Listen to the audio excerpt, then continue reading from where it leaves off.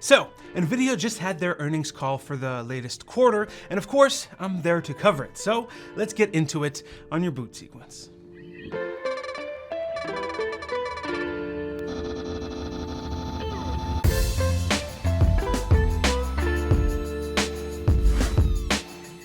Alright, so the earnings call. How was it? Well, boring would be the first thing to come to mind, but I sat through it so that you don't have to.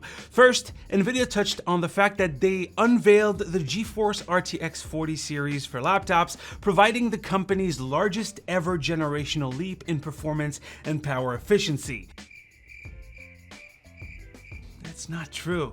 I mean, maybe it's kind of true when it comes to the RTX 4080 mobile and maybe 4090, but Jarrod's Tech did an excellent review of the 4080, and it turns out that the cost per frame is only slightly better than a 3080 Ti laptop GPU.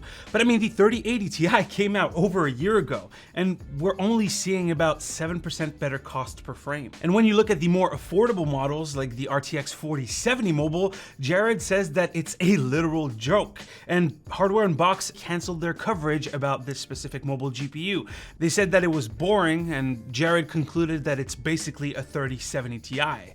But hey, at least you get some fake frames. Speaking of which, they once again said that the DLSS 3 would come to 50 games and apps. I hope for them that that's true, because they don't have the best track record when it comes to honoring technologies going into games. One funny thing that Colette Kress said was this: gamers are responding enthusiastically to the new RTX 4090, 4080, 4070 Ti desktop GPUs, with many retail and online outlets quickly selling out of stock. I mean, to be fair, the 4090 sold quickly, but there are still tons of 4070 Ti's and 4080's on the shelves rotting away.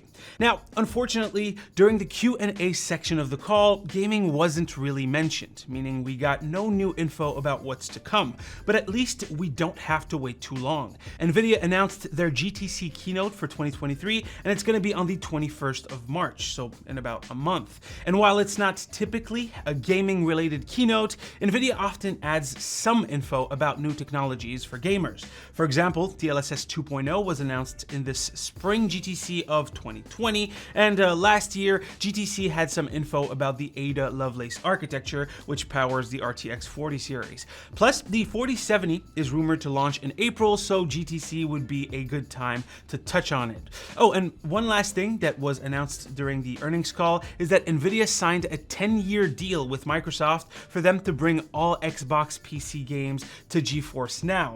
Although that could take some time, since Nvidia said that they can only really integrate about 10 games a week. That's their estimate. Plus, we still don't know if you'll have to sort of rebuy the game or a license for GeForce Now or not. So that's nice, at least for the next 10 years.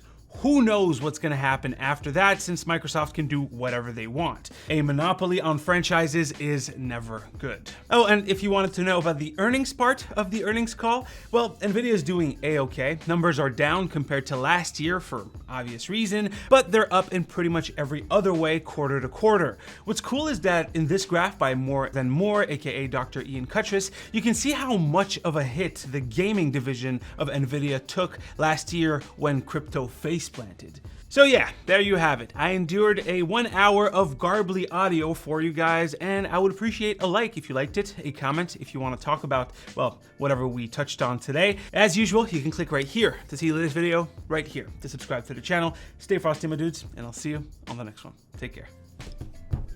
It's hard to do with this controller in my hands.